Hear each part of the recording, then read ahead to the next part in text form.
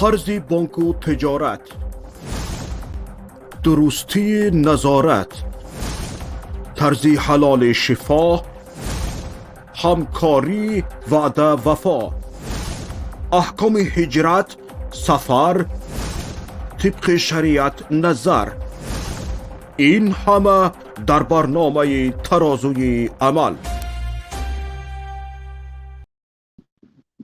سلام علیکم و رحمت الله و برکاته. شنوندگان و بینندگان عزیز، باز در روز دوشنبه در برنامه ترازوی عمل هستیم و امروز با هم درباره یکی از موضوعهای زندگی میکنیم که باعث عقب ماندن اکثریت جامعه ها و باعث خوار و ذلیل گشتن اکثریت افرادها و حتی کودکان و زنها گشته است.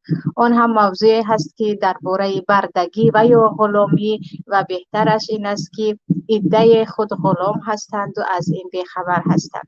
و پیش از آن که عزیزان واردی خود برنامه و موضوع گردیم، در ما شعر اقبال لاهوری هست که خیلی زیبا وصف میکند این مسئله را و میگوید: آدم از بی‌بصری بندگی آدم کرد، گوهر داشت ولی نظر قباد و جمع کرد.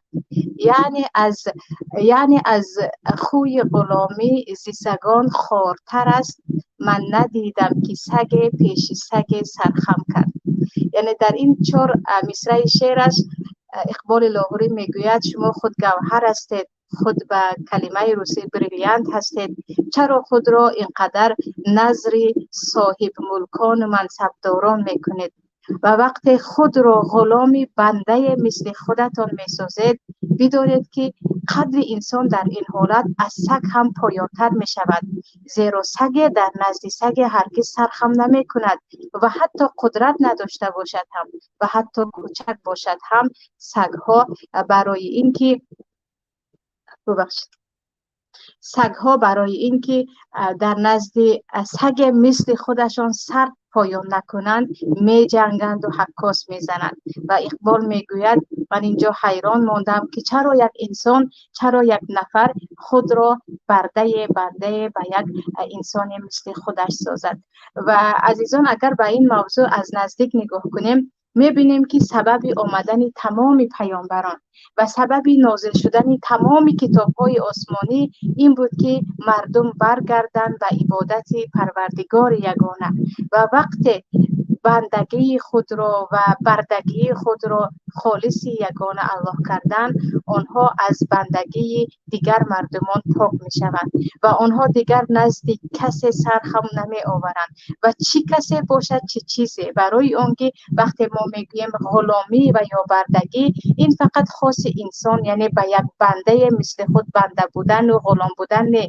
انسان‌هایی هستند که غلامی جاه و منصب خود هستند، انسان‌هایی هستند که غلام خانه خود هستند، انسان‌هایی هستند که در شرایط امروزه غلام تلفن دستی خود هستند و البته انسان‌هایی هم هستند که غلام فکر دیگرها هستند، تا اندازه برده هستند که دیگر برای خود اجازه نمیدهند فکر کنند. یک فکری هست حتما قبولش میکنند بدون هیچ گفتگو، بدون هیچ پیگیری که این فکر مرا کجا میبرد.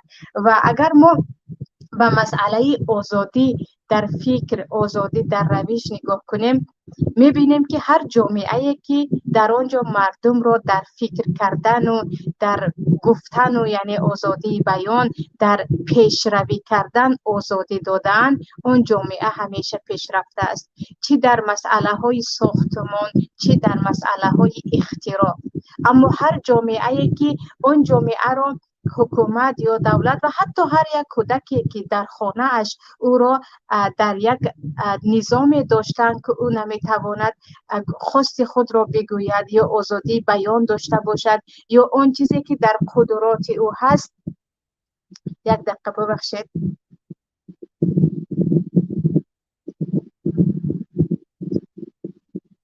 معذرت میخوام،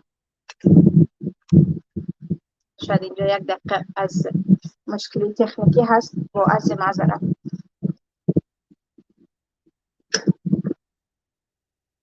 و هر جامعه‌ای که در آنجا مردم آزادی بیان ندارند و این چنین هر جامعه‌ای که در آنجا مردم نمیتوانند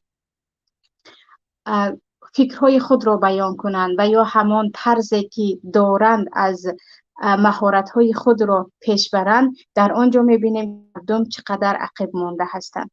و از همه بدترش این است که حتی مردم درست صحبت کردن نمی‌توانند. و وقتی به اسلام نگاه میکنیم، وقتی به شریعت ما نگاه میکنیم، وقتی پیامبر صلی الله علیه و سلم آمدن، اولین چیزی که به مردم میگفتن این بود که ای مردم، شما تمامی بندگی و بردگی که دارید به یگان نفر اهمیت ندهید. یعنی بردگی شما نباید نزد کسی باشد، نزد چیزی باشد. شما خودتان فقط بنده الله هستید و فقط نزد آن ذاتی که بالاتر و قدرتمندتر از تمام مخلوقات است، نزد او سرخم کرده باشید. و حتی به اهل کتاب، به آنهایی که یهود و نصرانی هستند، میگفتند یا اهل الکتاب تعالوا الی کلمة سواء بیننا و بینکم الا نعبد الا الله ولا نشرک به شیئا ولا یتخذ بعضنا بعضا اربابا من دون الله. بیایید یگانه الله را پرستش کنیم و کسی را به جز الله پرستش نکنیم، کسی را به الله شریک نآوریم و یکدیگر را به خود ارباب قرار ندهیم، یکدیگر را برای خود یک سیدی که هرچی او میگوید ما انجام بدهیم قرار ندهیم. برای اون که چگونه که میدونیم در نصرانی ها این مشکلی هست که بعضیشان تا اندازه در پرستش عیسی یا در پرستش پاپ های کلیسایشان اینقدر غلو کردن که هرچی آنها گویند سرخم میکنن و حتی مثل پروردگار آنها را عبادت میکنن.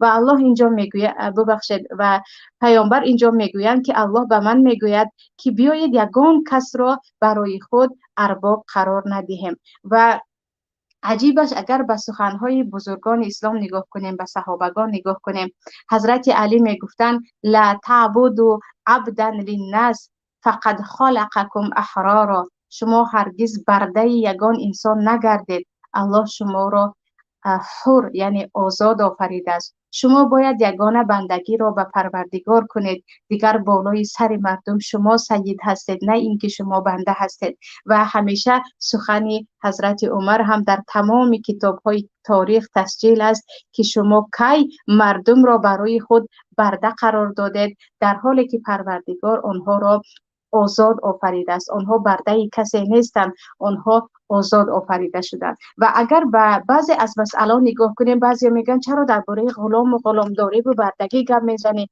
در حالی که سالهاست که شکر پروردگار زمین از این آیین غلامداری پاک است. ولی اوره، در زمین دیگر آن برده‌ای که در زمان قدیم بود وجود ندارد، دیگر بردهداری نیست، ولی جزء یا مانندی به بردگی الان هنوز وجود دارد. و از همه شنیع و بدترش این است که بعضی ها خود را برده می سازند. یعنی یک انسان به دست خودش را غلام کسی یا غلام منصب می گرداند و از این فخر هم می کند و هیچ جای خجالت هم ندارد. و چی بسا نفرانی هستند که غلام منصب خود هستند، غلام وظیفه و غلام معاش خود هستند و به خاطر منصب خود می توانند هر غلطی که هست بگویند و بکنند، به خاطر منصب خود از شخصیت خود تنازل کنند، به خاطر منصب خود انسان‌هایی هستند که از یار و نزدیکان و همسر و فرزند و حتی پدر و مادر خود دست میکشند.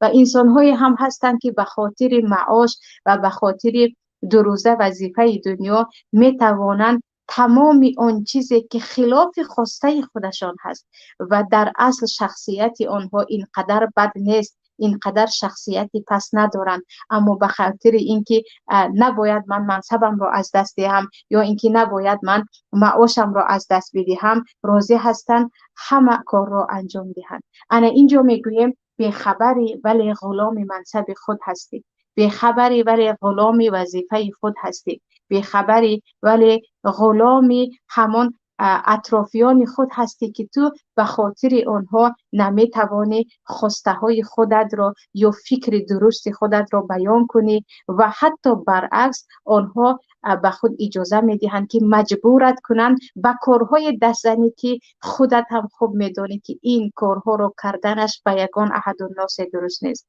پس اینجا میگیم چرا در عمر 2 روزه، چرا مدتی که خیلی کوتاه هست ما خود را غلام وظیفه سازیم، خود را غلام منصب خود سازیم و به خاطر کرسی خود، به خاطر جای کار خود، به خاطر وظیفه ما که از دست نرود، از دو تنگ پولمان ما محروم نگردیم، چیزهای را گوییم که گفتنش برای ما درست نیست و وجدان ما آن را قبول ندارد. و در اینجا اگر در مسئله ریسک نگاه کنید، بعضی ها میگن دیگر چاره ندارم، اگر من در جایی که کار میکنم کار نکردم تماما از گرسنگی میمیرم. یا بعضی ها میگن نه، اگر من از منصبم رفتم دیگر زندگیم چی میشود، اهل و عیال من چی میشود، من دیگر بیچاره میشوم. ولی اینجا سبب چی است؟ سبب چی است که یک انسان زنده ماندن خود را، از سیر ماندن خود را، دوام حیات خود را در منصب و در وظیفه و در معاشش میبیند؟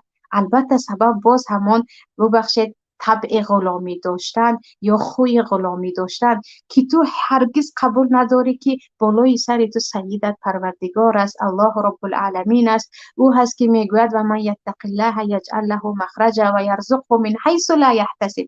شما از پروردگار بترسید، آنی که گناه هست دست بکشید و برای رضاگی او چنگ بزنید و یقین داشته باشید که و یرزق من حیث لم یحتسب، لا یحتسب از جایی که گمان هم نمیکنید به شما رزق میدهد. یعنی توکل ضعیف ما و اینچنین ایمان ضعیف ما و اینکه ما خود ناآگاه دوست می‌داریم غلام بمانیم سبب می‌گردد که از به خاطر منصب خود، به خاطر وظیفه خود، به خاطر تنگه معاش خود به کارهای دست زنیم که دیگر نباید یک انسان سالم، نباید یک انسانی که حریه یا آزادی دارد و این کارها دست بزند. و چیزی دیگر در ما هست که این هم زیادی ها بیخبر هستند، اما علاقه کی ها غلامش گشتند. این غلام پول و مال است، این غلام چیزهای مادی دنیا هست. و پیامبر صلی الله علیه و سلم در حدیث بخاری است میگویند تعیس عبدالدینار و تعیس عبدالدرهم و تعیس عبدالخمیله و تعیس عبدالخمیسه.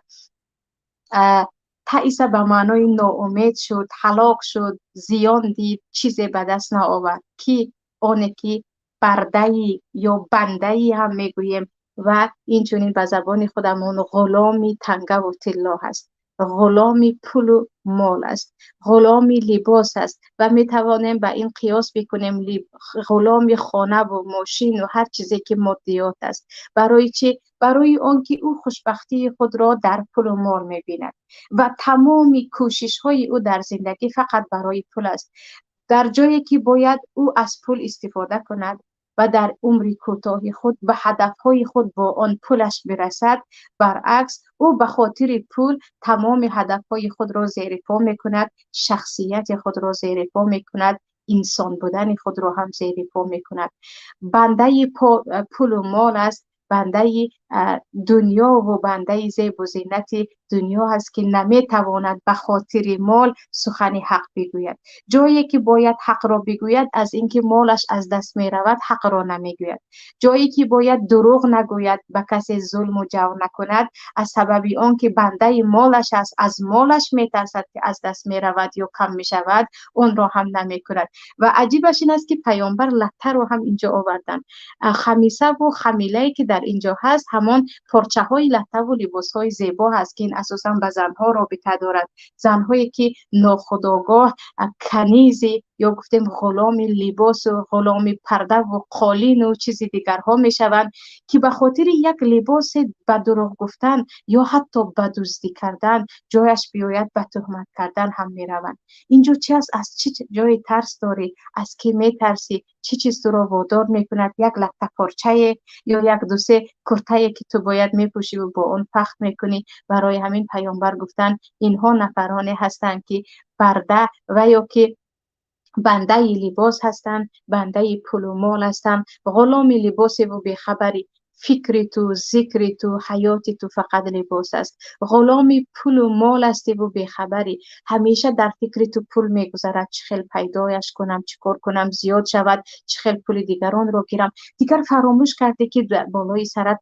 پروردگارت هست، حقوقهای داری که باید انجام بدی، حقوقهای بالای فرزند خود، همسر خود، خویش و تبار خود داری. ولی البته ما میدانیم که زیادی ها خیلی که گفتن به خاطر پول و مال، به خاطر منصب، حتی فرزند خود را هم کلا فراموش میکنن، پدر و مادر خود را، همسر خود را، با برادر خود، با خواهر خود قهری میشوند. دیگر عموما میگویند هرچی که پولم خواست که اون کم نشود من از پی آن هستم، که این را پیامبر میگویند اینها ناامید هستند، هلاک شدگان هستند. اگر پول در دستشان است راضی هستند و خرسند هستند، اگر از دستشان پول را بگرفتی میبینی که چقدر در غضب میشوند. یعنی خرسندی اینها، غضب اینها پول و مال و کرته و همان متاع دنیا هست. دیگر اینها به یگان چیز معنوی نه خرسندی دارند، نه از نشست با دوستان، نه از صحبت کردن، نه از کمک به محتاجان. اینها خوشبختیشان در همین پول و مال و وظیفهشان هست که غلام آنند و بخبرند.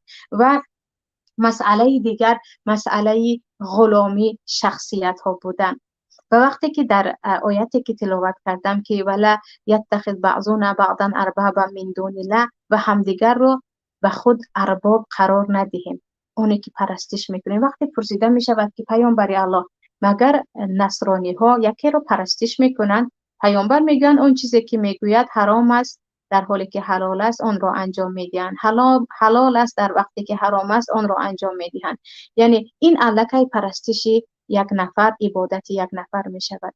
و چی بسا نفرانی هستند که ناخودآگاه قربان گشته‌اند، غلام گشته‌اند، غلام افکار خطای پدر و مادر خود، غلام افکارهای خطای همسر خود، علل خصوص زنها، غلام افکار خطای استاد یا عالم یا یک نفری که پیشوای خود می داند.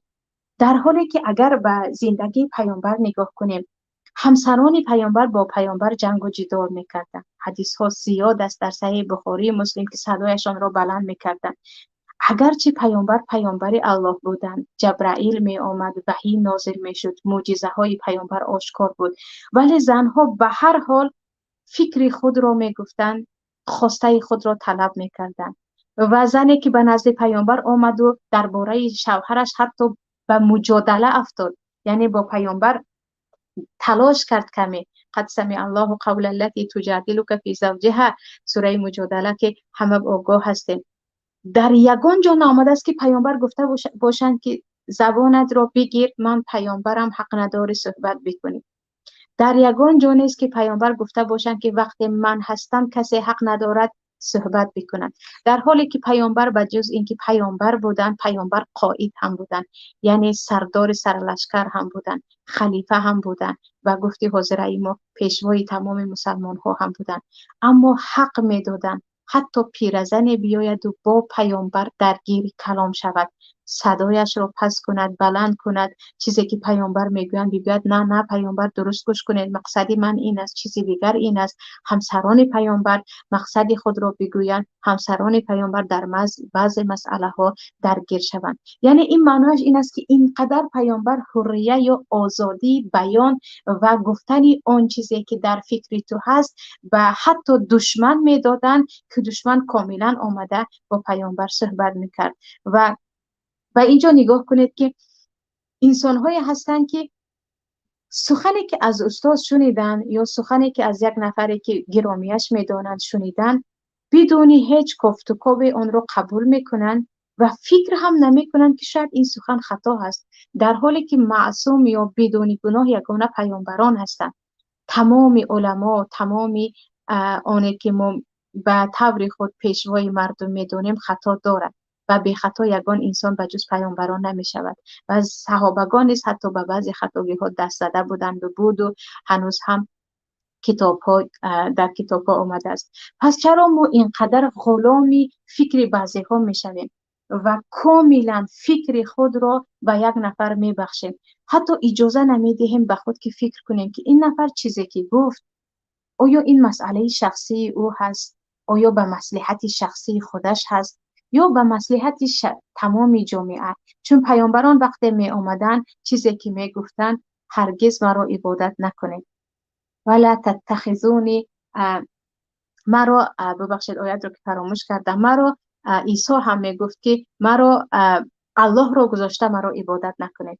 یعنی معنیش این است که انسان های هستند که دوست می دارن مردم رو در احاطه فکر خود قرار دهند که به خود حق هم میدی، به آنها حق هم میدیم. یعنی انسانیت دوست می دارد که مخلص زیاد داشته باشد، پیروی زیاد داشته باشد، هر راه میکند. اما اونی که او رو پیروی میکند پیروی کرکرانه، مگر این یک غلام بودن نیست که عموما به خود حق ندهی که یک بار حتی فکر کنی و اگر به او در مسئله‌ای که به تو گفت صحبت کنی او یک باره میگوید نه الان صحبت نکن، من از تو علم دارترم، من از تو تجربه دارترم، در حالی که یک نفر صاحب علم هرگز به خود حق ندارد که به دیگران اجازه تعبیر یا بیان کردن فکرش را ندهد. و این مسئله در بعضی پدر و مادرها هم هست. فرزندهایی هستند که تا تمام عمر یک جمله پدر رو در همه جا می آورند. یعنی بجای اینکه بگوین آیتی هست، حدیث پیامبر است، یا بگوین عقل چنین تقاضا میکند، یا بگوین زمان چنین تقاضا میکند. خدا رحمتی مادرم چنین گفته بود، ما همیشه دوام میدیم. خدا رحمتی پدرم گپش همین بود، من هرگز این گپ رو فراموش نمیکنم، باید همین عمل رو انجام دهم. یعنی تو اندازه پرستش پدر و مادر شود که تو دیگر سخنی که حتی خطا است میدانی که خلاف است و اگر درستر فکر کنی هرگز به عقل و منطق درست نمی آید اون رو انجام دهی. برعکس این البته پدر و مادرهای هم هستند که این گونه فرزند خود را بزرگ میکنند.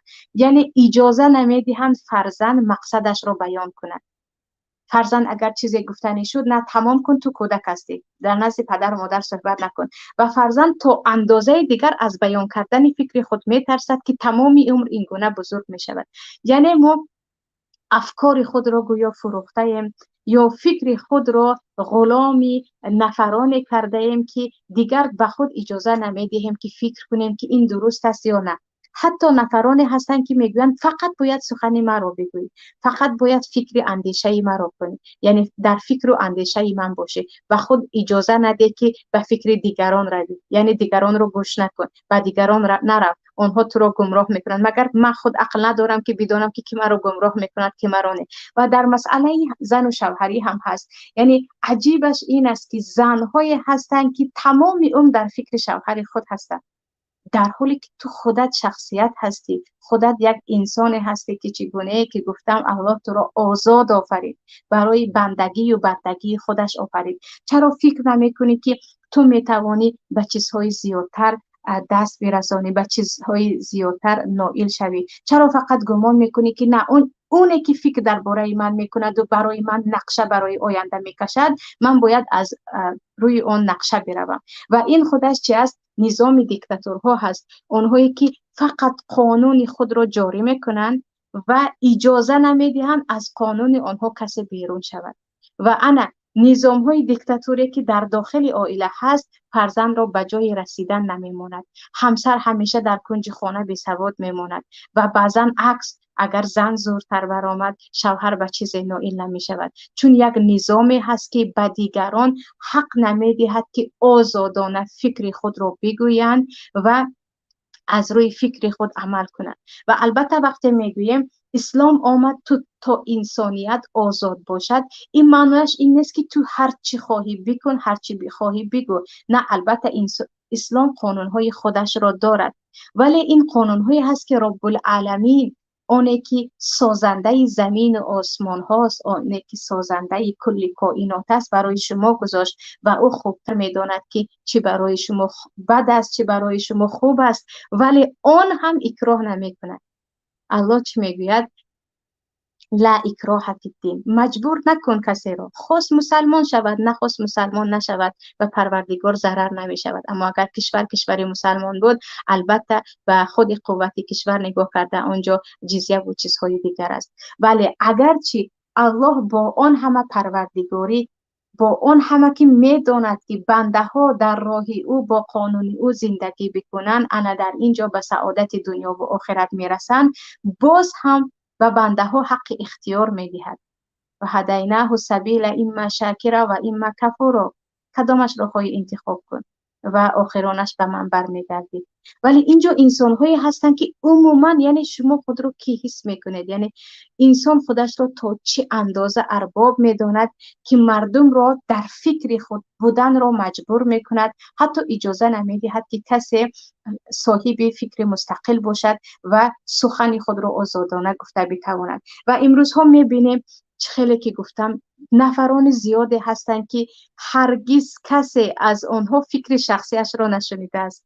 یعنی تصور کنید یک انسان تا 70 سال 80 سال عمر دید، در فکر مستقل خود نبود و بیان هم کرده نتوانست.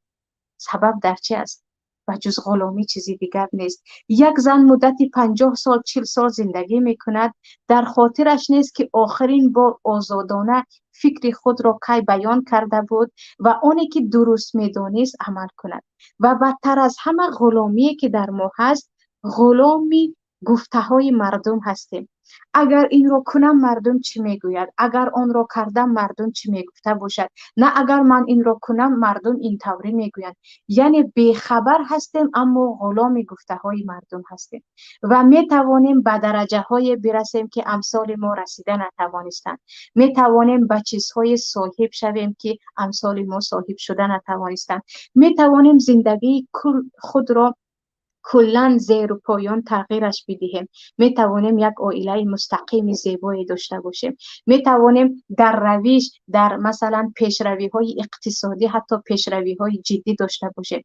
اما از این که ما خود را علکی ناخودآگاه غلام افکار دیگران کردیم و به گفتی عامی خودمان گپ مردم کردیم، دیگر هرگز نمی توانیم که مستقلانه عمل کنیم. چی بسا انسان هایی هستند که کی ها می توانستند صاحب چقدر از مال و نعمت های دنیا و یا اینکه صاحب چقدر پیشروی ها باشند و از همه تأسف آورش حتی نخبگان هستند، حتی علمای هستند که استعدادهای ایجادیاتی دارند، ایجادیات نویسندگی و شعرگویی و وعظگویی و دعوت و تدریس، اما به خاطر اینکه خود را غلام فکر یک نفره کردن و یا یک شخصیت کردن و یا مردم کردن که اگر از روشی که الان من دارم کنار آمدم مردم چی میگویند، هرگز نتوانستند پیش روند. انا برای همین بعضی از علما میگویند اگرچه عبودیت یا اینکه بندگی و غلامداری کیها از روی زمین رفت، ولی غلامداری که غلامی فکر ما غلام نفری هست یا قلب ما یا اینکه حرکات ما دیگر نمیتوانیم مستقلانه حرکت کنیم، هنوز هم وجود دارند و هنوز هم نفرانی هستند که برده هستند، نفرانی هستند که بردهدار و غلامدار هستند و با این هم میفخرند. و در آخر میبینیم که کی برد کرد، کی چی کار کرد. و عزیزان به کدام عالمی نگاه نکنید و حتی به علمای غرب و حتی و آنهایی که کاملا به دین رابطه ندارند و پیشروی های تکنولوژی کردن، صاحبان شرکت شدن، پیشروی های خیلی جدی کردن، میبینید که فکری مستقل داشتن. کسی فکر آنها رو خریده نتوانست، کسی نتوانست که تصرفات آنها رو به کنترل خود بگیرد که تو این رو میکنی اینش رو نمیکنی، این رو باید بگویی اون رو نگویی. زمانی که ما خود رو زیر کنترل یک نفر قرار دادیم و گفتیم که اون چی گوید من همون رو میکنم، دیگر ما هرگز پیشروی کرده نمیتوانیم که باز هم میآییم به همون عین غلامداری. برای همین پیشتر هم گفته بودم بارها میخواستن ابو حنیفه رحمت الله علیه را به قاضیگی بگیرن که میگفتن من قاضی نمیشوم. میدانستن که اگر قاضی شدن دیگر از رأی و فکر خود عمل کردن نمیتوانستند. و احمد حنبل چقدر هدایا از فرزندان و نبیرگان هارون الرشید می آمد،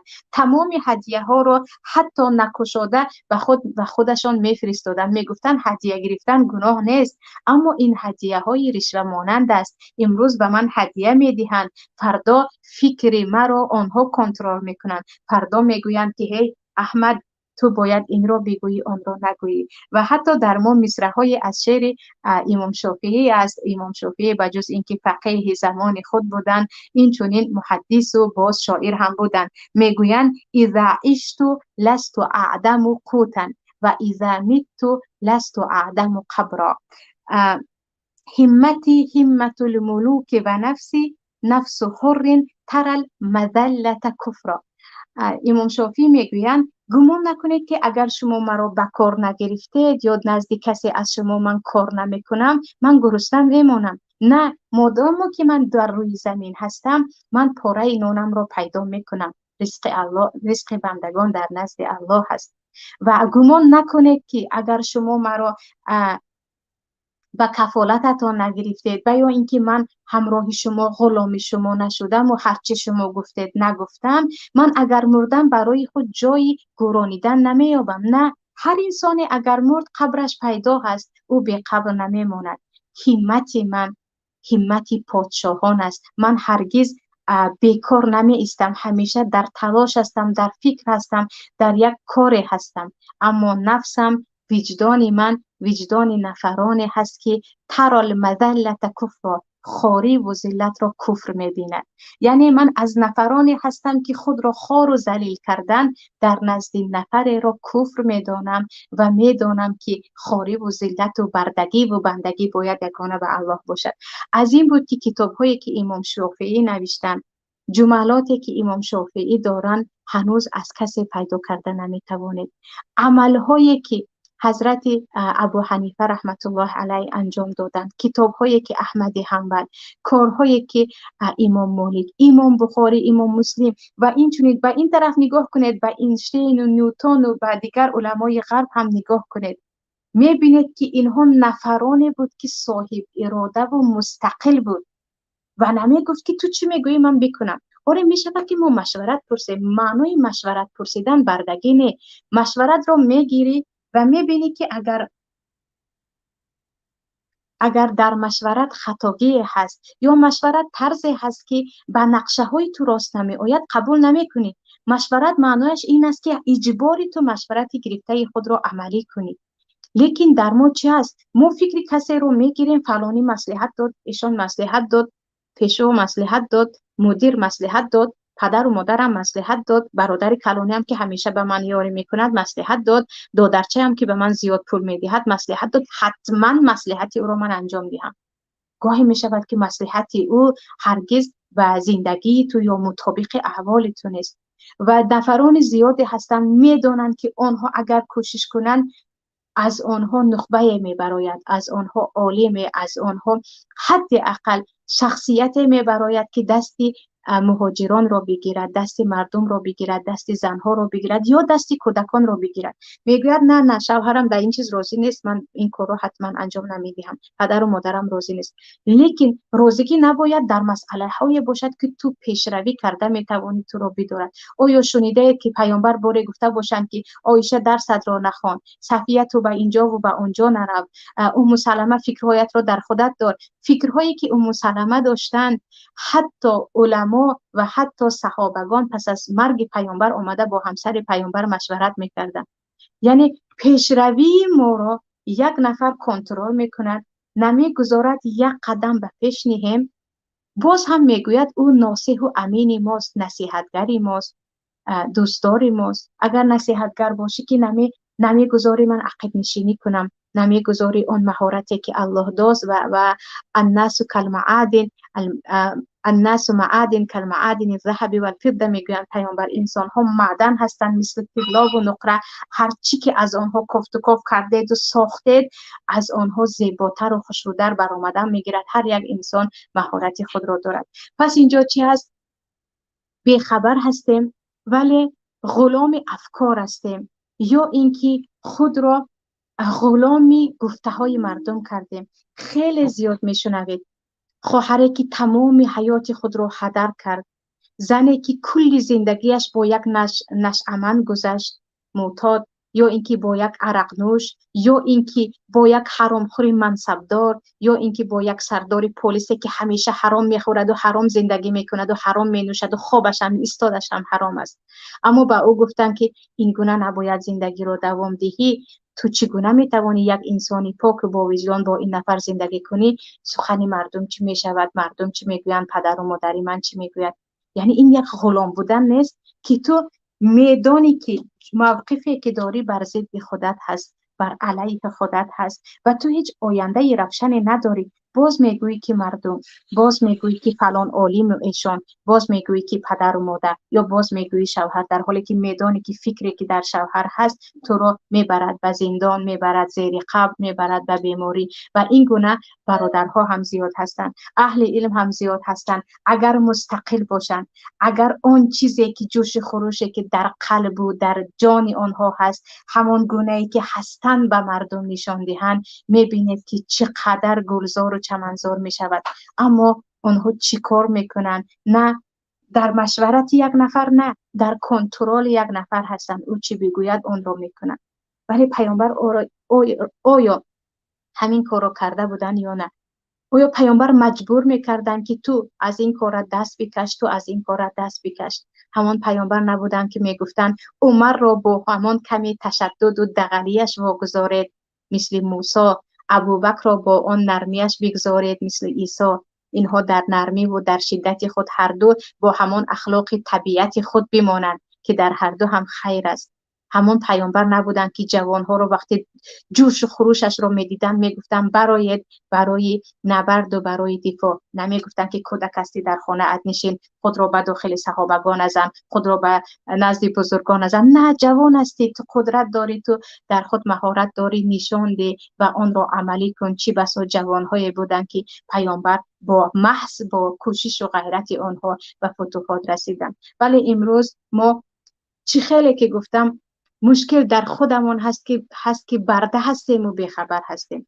مشکل در خود هست که ما گویا که با مصلحت کار کرده ایستادیم و با نظری عام یا گفتیم به مصلحت جماعی نگاه کرده ایستادیم، در حالی که مصلحت نست و مذلت است و سبب شده ایستاده است که ما هیچ جلو نرویم، پیش نرویم. و چه خیلی که گفتم هر جماعتی که و حتی هر خانواده که در آنجا مردم آزادن، آزادانه استعدادهای خود را می توانند به کار برند، آزادانه خواسته های خود را بگویند، آن جامعه همیشه پیشرفته است. و البته این معنیش این نیست که من دیگر آزاد بودم، آزادانه گفته می توانم گویان طغیان کنیم، به دهانمان آمده را بگوییم، حقارت کنیم، دشنام کنیم، تحقیر کنیم. نه، به این کسی اجازه نمیدهد.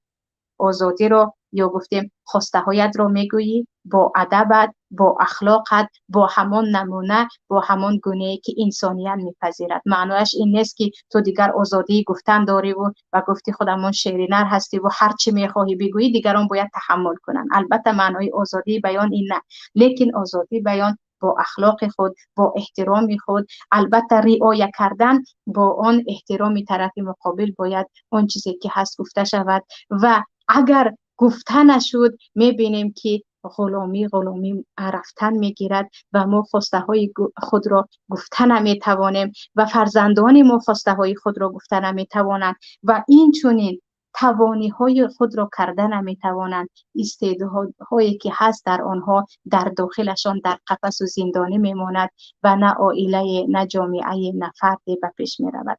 این بود موضوع امروزه من با شما. با امید اون که فایده گرفته باشیم و تا توان اصلاح شویم، در خانواده خود دیکتاتوری را برهم زنیم تا که فرزندان ما، همسر ما، نبیره های ما، مادر پیر ما، پدری که گمان میکنیم که علفه عقلش رفته است، دادرچه ما توانایی خود را تواند بکند، خواسته های خود را گفته تواند و ما توانیم که یک انسان را برده خود نه بلکه یک انسانی بزرگ آزاد بزرگش کنیم.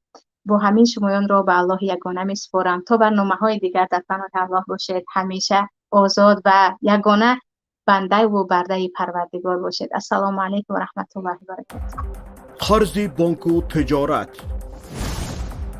درستی نظارت، طرز حلال شفا، همکاری وعده وفا، احکام هجرت، سفر، طبق شریعت نظر، این همه در برنامه ترازوی عمل.